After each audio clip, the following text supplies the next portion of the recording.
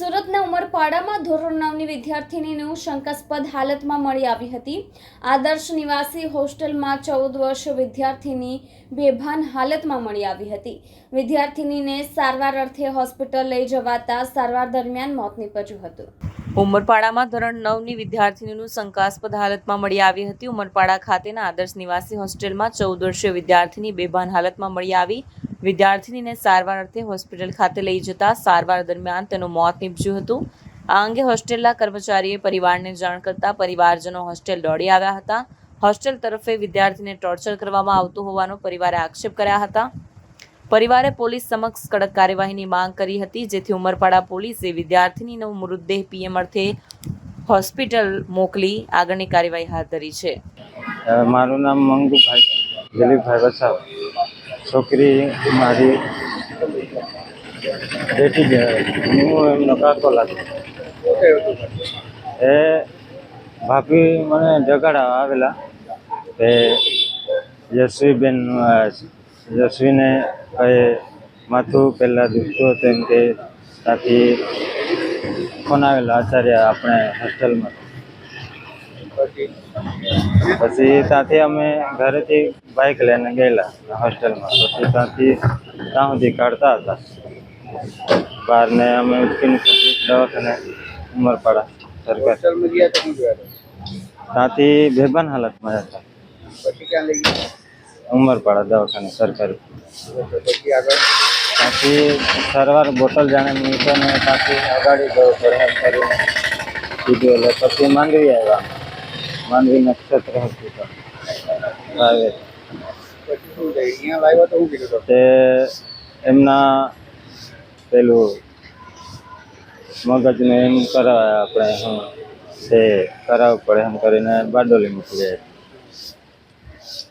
પછી ડૉક્ટરે તો બારડોલી આવ્યા ને કીધું ખરું બચવાનો ચાન્સ ઓછો એમ કીધું। પછી સિવિલ આવ્યો તો અહીંયા કેવી રીતે લાવ્યો? 108માં અહીંયા આવ્યો તો શું કીધું ડૉક્ટર? અહીંયા આવેલા ત્યાં કેસ કઢાવવા ગયેલા ત્યાં સુધી તે કીધું કે ધબકારો જે ચાલતો હતો તે હવે નહીં ચાલતો એમ કીધું। પછી શું લાગે છે તમને કેવી રીતે એક્સપાયર થયો?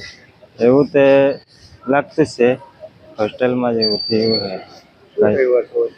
કંઈ મારામારી એવું થયું છે। કોણ માર્યું હતું? એ તો માહિતી નહીં મળે। કયો હોસ્ટેલમાં ભણે છે ને શું નામ છે? હોસ્ટેલનું નામ દુનિયા હોસ્ટેલનું નામ કઈ આદર્શ નિવાસી શાળા કન્યા ઉમરપાડા। સ્કૂલનું શું નામ છે? આદર્શ નિવાસી। જે મારું નામ મણીલાલ વસાવા છે। મૃતકના મામાધામ છું। છોકરી અમારા ઉમરપાડા સરકારી કન્યા છાત્રાલયમાં અભ્યાસ કરતી હતી 9મા ધોરણમાં। અમને છોકરી બીમાર છે એમ કરીને સવારના 4 વાગ્યાના ફોન આવે છે। અમે જગા પર જઈએ છીએ, ત્યાં અમને બેભાન હાલતમાં મળે છે।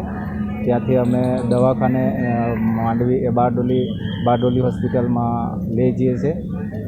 ત્યાં અમને કહેવામાં આવે છે કે તમારી છોકરી સિરિયસ છે। તો ત્યાંથી અમે સિવિલમાં લઈ આવતા સિવિલમાં છોકરીનો મૃત જાહેર થાય છે। શું માંગણી છે તમારી? અમારે હોસ્ટેલના કર્મચારી તથા હોસ્ટેલના જે કંઈ લાગતા વળગતા માણસો છે એમની પર કડક કાર્યવાહી થાય અને અમને અમારા છોકરી પર શરીર પર મારવાના ઘાના નિશાન જેમ દેખાય છે તો એમના પર કડકને કડક કાર્યવાહી થાય એવી અમારી માંગ છે। ત્યારે હવે અમે કાલે બારડોલી હોસ્પિટલ બારડોલીમાં જ છે, ત્યાં અમે સારવાર કરતા હતા। મારું નામ સંગીતા। છોકરીનું શું નામ? યશવીબેન અશ્વિનભાઈ। છોકરીને માથું દુખતું હતું, પછી બેવસ પડી ગઈ એમ કરીને કહેતા હતા હોસ્ટેલવાળા। કઈ હોસ્ટેલમાં ભણે છે ને ત્યાં? આદર્શમાં ક્યાં આવ્યું? ઉમરપાડા તમને શું જાણ થઈ હોસ્ટેલવાળા? હોસ્ટેલવાળા તમારી છોકરી બેવસ છે ને અહીંયા આવો કરીને બોલાવી અમને। પછી શું કર્યા? પછી અમે દવાખાને લઈ ગયેલા, પછી બાઇક પર લઈ ગયેલા, પછી ઉમરપાડા સરકારીમાં પછી સારવાર આપી। ત્યારે માંડવી લોહીથી આપ્યું. પછી માંડવીથી બારડોલી આવ્યા. બારડોલીથી અહીંયા લઈ આવ્યા. અહીંયા શું કીધું ડૉક્ટરે? 35,000 બારડોલી ભોયરા. શું લાગે છે આમાં હોસ્ટેલવાળા જ અમને કંઈ કર્યું છે? શું વાત છે? હોસ્ટેલ વાળા કોઈ કર્યું જ હે મારા છોકરીના. શું લાગે? મને તો લાગતું જ હે મારા છોકરીના બહુ ગાહ પોયડા છે. આડોરાન બહુ વાગેલું જેવું છે.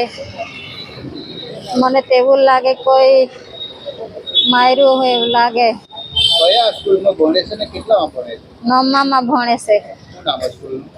સ્કૂલે આદર્શ ક્યાં આવ્યું? ઉમરપાડા. ત્યાં જ રહેતી હતી? હા, ત્યાં જ રહેતી હતી. તમારે પહેલા કોઈ વાત થઈ હતી છોકરી જોઈ કઈ થયું? એવું કોઈ નહીં. હોળી પર આવ્યા એટલે મૂકી આવ્યા એટલે હમણાં પરીક્ષા પતિનો જ વાત થવાની હતી.